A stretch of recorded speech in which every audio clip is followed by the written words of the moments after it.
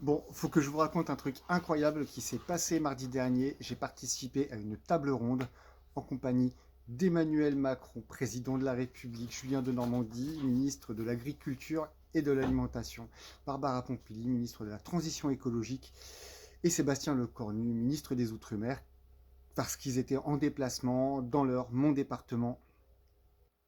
Et donc, je vais vous raconter ça. Alors, comment ça s'est passé? Je fais partie du réseau France Agri-Twittos et Denis Beauchamp, vendredi soir à 23 h, m'a envoyé un texto en me disant est-ce que je peux donner tes coordonnées à Marion, la chargée de communication du ministère de l'Agriculture? Je dis vas-y, il n'y a pas de souci. Donc 5 minutes après, je recevais un texto disant que le ministre était en déplacement dans l'heure et si je voulais bien participer. Donc on a calé un petit peu le samedi les objectifs et puis voilà les détails un petit peu techniques. Et dimanche, je reçois donc sur Twitter un message de Paul de l'Élysée qui m'a contacté pour dire finalement il n'y a pas que le ministre de l'Agriculture qui se déplace, il y a aussi le président de la République. Et là, j'ai fait, ah. Et donc voilà, c'était en fait une table ronde sur l'agroécologie avec qui se passait dans la ferme de Michel Galmel, agriculteur au nord du département à Tilly, qui s'est engagé dans l'agroécologie depuis plusieurs années maintenant, et notamment avec l'agroforesterie, donc autour de la ferme. Enfin, il y a eu un très gros projet global autour de la ferme avec plantation d'arbres, plantation de haies, installation de vergers, et il y a eu un diagnostic sur les espèces biodiversité qui s'est fait au départ, et ensuite on s'est aperçu que les espèces revenaient en nombre, et c'est très positif pour l'environnement. C'est des initiatives à favoriser. Et donc, il y a eu pas mal de discussions autour de ça, avec un autre agriculteur voisin qui est à la fois céréalier et apiculteur, et qui concilie l'utilisation de produits phytosanitaires et des ruches en bonne santé, comme quoi c'est possible. Donc, pourquoi j'ai été convié à cette table ronde en compagnie de Nadège Petit, donc déjà et d'une, parce que je fais partie du département, qu'on est des agriculteurs et agricultrices communicants, on explique les choses sur notre métier parce que c'est très important que les gens connaissent tout ce qui est fait en agriculture. L'agriculture, elle est diverse, elle est variée, et la communication en agriculture, elle doit être principalement faite par les agriculteurs. Si on laisse à d'autres personnes le fait d'en parler, le soin d'en parler, ils vont le faire, mais mal, comme on a déjà vu par le passé. Et c'est la vérité qu'on doit montrer, la réalité des choses. Et du coup, je vous mets un petit extrait parce que pendant une table ronde, on n'est pas là avec le président de la République, on n'est pas là avec la perche à selfie en train de se filmer. C'est pas comme ça que ça se passe. Donc voilà, Nadège, elle a pris une petite séquence, je vous la passe. Et que c'était relayé, c'était diffusé. Je me suis dit, c'est pas comme ça que je fais mon métier. Et donc j'ai décidé de me filmer moi-même, de filmer mes vaches, et petit à petit, ça a été relayé par la presse. Et de fil en aiguille, j'ai eu de plus en plus d'abonnés, et les gens sont une vraie curiosité en fait par rapport à notre métier. Madame la ministre tout à l'heure parlait de fierté, et effectivement, on se focalise souvent, nous, agriculteurs, sur ceux qui nous critiquent.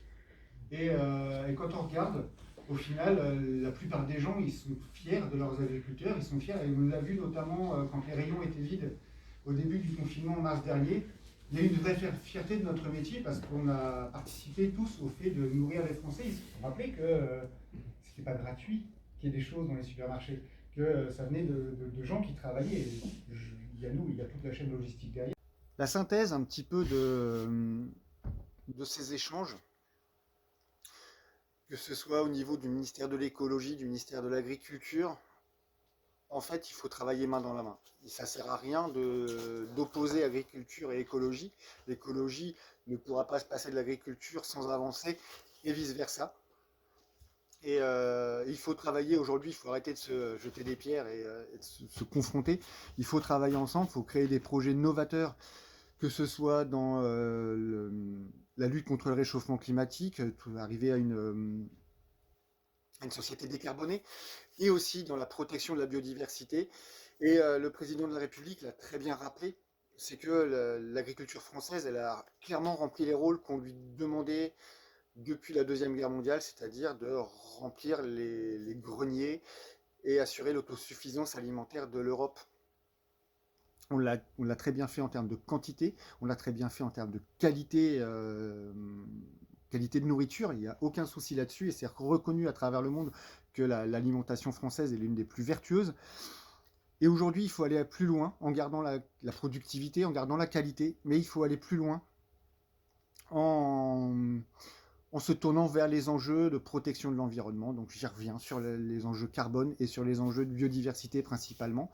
L'agriculture sera aussi une des voies d'avenir de l'énergie verte, de l'énergie décarbonée. Je pense à la méthanisation, je pense au photovoltaïque, je pense voilà, à la biomasse. Voilà, tout ça, c'est des choses qui correspondent tout à fait au domaine agricole, mais que sur les projets de protection de l'environnement, les agriculteurs sont dans une situation financière qui ne leur permet pas de prendre des risques. C'est vrai que parfois on peut accepter une baisse de rendement si on a une baisse d'intrants de l'autre côté, mais aujourd'hui il y a une bonne partie des agriculteurs qui sont dans une situation financière qui est compliquée, et donc clairement il faut les accompagner financièrement à ce niveau-là, et c'est ce qui a été rappelé à ce niveau-là, que ce soit dans le plan protéines, voilà, dans le plan de relance de l'économie sur tous les volets agricoles. Il faut accompagner les agriculteurs en termes financiers. Ce que je retiens de cet entretien, c'est déjà un honneur immense de participer à ce genre de choses. C'est pas donné à tout le monde de participer à une table ronde avec un président de la République quand même. C'est que voilà, aujourd'hui, l'agriculture, elle fait partie de l'avenir de la France, et je pense que tout le monde l'a bien compris. On a un ministre de l'Agriculture qui prend pleinement sa charge à cœur, il le fait à 200% et il le montre au quotidien. Et que le président de la République, il est pleinement conscient des enjeux qui sont devant nous, et que la synthèse était très belle.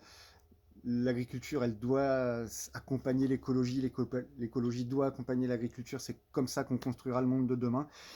Et il ne se fera pas en forçant et contraignant les agriculteurs, mais il se fera en les accompagnant. Et c'est ça qu'il faut retenir. En tout cas, c'était une belle expérience, c'était très important pour moi de vous la partager. C'est la fin de la vidéo, je vous mets quand même quelques petites photos parce que c'était sympa, hein. Et puis voilà, moi je vous dis à la prochaine pour de nouvelles aventures. Allez, salut!